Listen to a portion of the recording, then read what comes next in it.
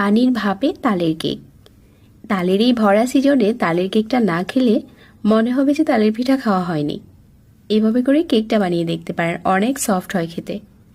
1 কাপের মতো তালের রস নিয়েছি, সাথে দিয়ে দিচ্ছি চালের গুঁড়া 2 কাপ, আর 1 কাপ চিনি, আর 1/4 চা চামচ লবণ। ভালো করে মাখিয়ে এটা রেস্টে দিয়ে দিব সারা রাতের জন্য।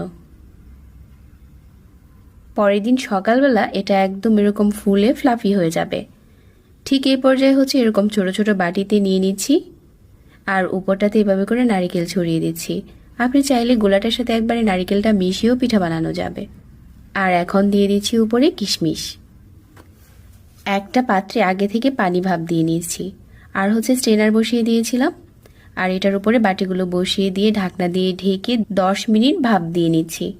10 মিনিট পর কিন্তু আমাদের সফট তালের কেক রেডি। চাইলে কিন্তু